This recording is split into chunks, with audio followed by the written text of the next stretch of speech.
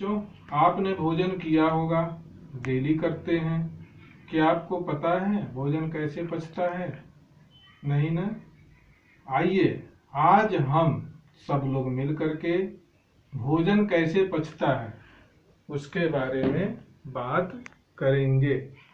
तो सबसे पहले हम क्या करते हैं, भोजन चावल दाल रोटी जो भी खाते हैं मुंह में खाते हैं, मुंह में खाने के बाद हम क्या करते हैं, उसको हम चबाते हैं। किसके द्वारा चबाते हैं? दांत द्वारा। और जीभ से उसको हम चलाते हैं। तो जब हम मुंह में जीभ द्वारा चलाते हैं और दांत से उसको चबाते हैं तो मुंह से लार निकलती है। आप ऊपर और नीचे जो देख रहे हैं दो, ये ग्रंथियां हैं, इसको हम लार ग्रंथि कहते हैं। इन दोनों को हम क्या कहते हैं? लार ग्रंथि कहते हैं। इस तरह से हमारे मुंह में तीन तरह की ग्रंथियां, लार ग्रंथियां होती हैं। यह क्या करता है, भोजन को छोटे छोटे टुकड़ों में बांट देता है और एक प्रकार का एक एंजाइम भी निकालता है जिसको हम एमाइलेज एंजाइम भी कहते हैं। तो उसके बाद भोजन सीधे अंदर जाता है। तो उससे पहले हम जान लें कि जीभ का क्या क्या काम है। जीभ द्वारा भोजन को चलाया जाता है और जीभ भोजन को निगलने में सहायता करता है।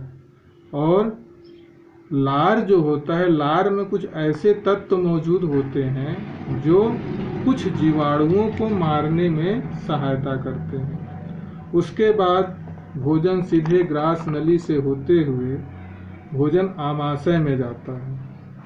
आमाशय कहाँ है? तो आमाशय की बात करते हैं तो आमाशय सबसे पहले हम अपने पेट को खोलते हैं। हमने पेट को खोल दिया तो ग्रास नली से सीधे जो भोजन है यह ग्रास नली द्वारा आमाशय में जाता है। ये देखिए, ये नीले रंग का दिख रहा है, यह आमाशय है। आइए हम आपको दिखाते हैं आमाशय का क्या काम है। आमाशय में भोजन 4 घंटे तक रहता है और जब भोजन 4 घंटे तक रहता है तो भोजन धीरे धीरे यहाँ से वहाँ धीरे धीरे गति करता रहता है। इसके दीवाल बहुत मोटी होती है और इन दीवालों से एक गैस्ट्रीन हार्मोन्स निकलता है जो जठर रस, जिसको हम गैस्ट्रिक जूस कहते हैं, निकालने में मदद करता है। और गैस्ट्रिक जूस में हाइड्रोक्लोरिक अम्ल होता है। जैसा कि आप जानते हैं कि 3 प्रकार के अम्ल होते हैं, एक सल्फ्यूरिक अम्ल, एक हाइड्रोक्लोरिक अम्ल और एक नाइट्रिक अम्ल। तो जो आमाशय में पाए जाने वाला अम्ल है वह हाइड्रोक्लोरिक अम्ल है। यह आमाशय में जठर ग्रंथि द्वारा निकाला जाता है। यह जो भोजन के छोटे छोटे टुकड़े हैं उनको और ज़्यादा तोड़ता है और भोजन को लुगदी के रूप में बनाता है। चूँकि हाइड्रोक्लोरिक अम्ल एक हानिकारक अम्ल है तो आमाशय की दीवार को हानि न पहुँचे, इसलिए इसके चारों तरफ अंदर श्लेष्मा का आवरण होता है। ठीक है।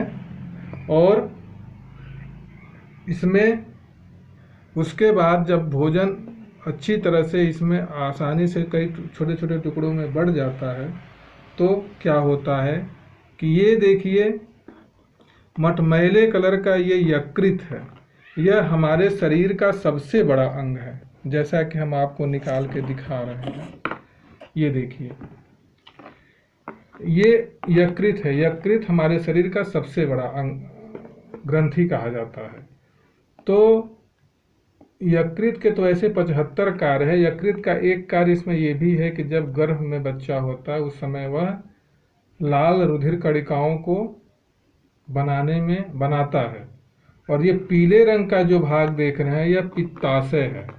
इससे पित्त निकलता है, पित्त रस निकलता है और आमाशय में जा करके यह जो अम्लीय, पूरा हाइड्रोक्लोरिक अम्ल के कारण जो भोजन अम्लीय बना रहता है, इसको यह उदासीन करता है और भोजन को क्षारीय बना देता है।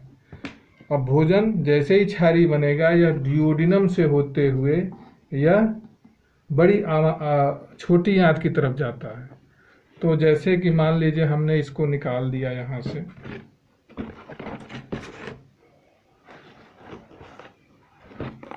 छोटी आंत से पहले क्या होता है कि यह यहाँ पर अग्नाशय होता है। अग्नाशय, कई प्रकार के अग्नाशय से हार्मोन्स निकलते हैं, जैसे इंसुलिन, ग्लूकागॉन और कई अन्य हार्मोन्स निकलते हैं, जो छोटी आंत में जाकर के भोजन को पचाते हैं। और जैसा कि हम जानते हैं कि भोजन के कई अवयव होते हैं, कार्बोहाइड्रेट, प्रोटीन, वसा, विटामिन, खनिज लवण। तो कार्बोहाइड्रेट, छोटी आंत में कई प्रकार के हार्मोन्स और एंजाइम्स जा करके कार्बोहाइड्रेट को छोटे छोटे अणु, जिसमें जैसे ग्लूकोज, गैलेक्टोज और फ्रक्टोज में तोड़ता है, जबकि प्रोटीन को अमीनो अम्ल में और वसा को वसा अम्ल और ग्लिसरॉल में तोड़ता है। इसी तरह से कई भोजन के कई अवयवों को तोड़ करके छोटी आंत में कई प्रकार की संरचनाएं होती हैं, उभरी हुई संरचनाएं, जिसको हम विलाई या माइक्रोविलाई कहते हैं। यह भोजन के तरल रूप के अवशेषों को, जो छोटे छोटे टुकड़े भोजन के अवयव जो हो चुके हैं, उनको अवशोषित करता है। अवशोषित करने के बाद जो अन्य पदार्थ बन जाता है वह बड़ी आंत में चला जाता है। जैसा आपको जानना चाहिए कि छोटी आंत की लंबाई लगभग 6 मीटर तक होती है।